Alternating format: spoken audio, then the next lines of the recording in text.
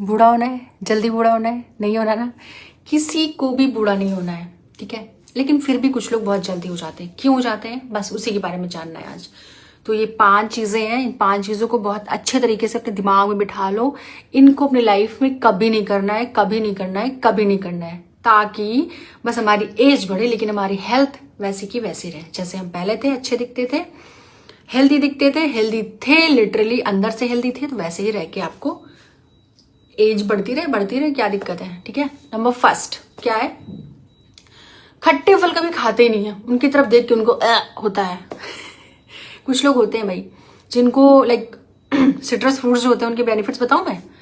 एक तो आपकी इम्यूनिटी स्ट्रांग करेगा, ठीक है, आपके बोन्स, टीथ, ओके, आपका जो है हार्ट को भी हेल्दी रहेगा, ब्लड सर्कुलेशन भी अच्छा रहेगा आपका, एंड आपके जॉइंट्स, बोन्स, एंड आपकी immunity, the main thing, immunity को स्ट्रांग करेगा, जिससे कि आप बीमार नहीं पड़ोगे बार बार, राइट।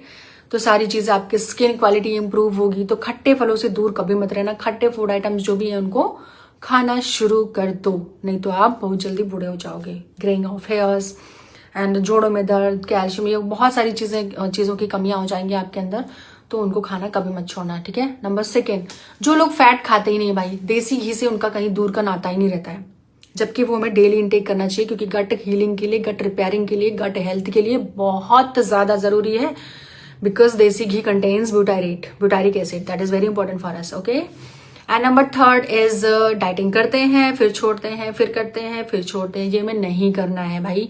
अगर कोई इंसान जैसे होता है ना, किसी से उससे बात करी, अगले दिन मुंह फुला लिया, फिर बात करी, फिर मुंह फुला लिया, तो भाई वो इंसान इरिटेट होगा ना। तो वैसे ही सिम हमारी गट के साथ होता है, ठीक है। हमने डाइटिंग करी, कुछ दिन उसको कुछ नहीं दिया, तो इसीलिए हमें मील स्किप नहीं करनी है, हमें proper breakfast, lunch, dinner, brunch, आप जो भी खाते हो सब खाना है। लेकिन लेकिन लेकिन the most important thing is कि आपको पोर्शन कंट्रोल करना है, ठीक है। खाने को कम करना है, ना कि छोड़ना है, ठीक। Number 4, all the time stress में जीना। भाई मैं तो इसी के साथ ठीक हूं, अब मेरे साथ हो गया, मेरी किस्मत में यही लिखा था, भगवान ने यही लिखा था। अरे भाई तो उससे बाहर निकल सकते हैं ना, उससे आगे बढ़ सकते हैं हम। ऑल द टाइम स्ट्रेस में, I am fine, it's okay, कोई बात नहीं, मैं ठीक हूँ, ऐसा वैसा, तो हमेशा स्ट्रेस में जीना नहीं है, चीज़ों से बाहर निकलो। नंबर 5 इज हमेशा दूसरों के बारे में सोचो, थोड़ा सा अपने साथ टाइम बिताओ और अपने लिए भी थोड़ा जी लो, okay. Number 5 last one point, कि आपको फिजिकल एक्टिविटी करनी है थोड़ी सी, भले ही आप रनिंग करो, जॉग करो, वॉक करो, योगा करो, स्ट्रेचिंग करो, एंड पार्क में जाकर के सिर्फ वॉक करके चले आओ। ब्रीदिंग एक्सरसाइज, मेडिटेशन, जो भी आपसे बन पड़ रहा है अपनी बॉडी के लिए, खुद के लिए कर लो।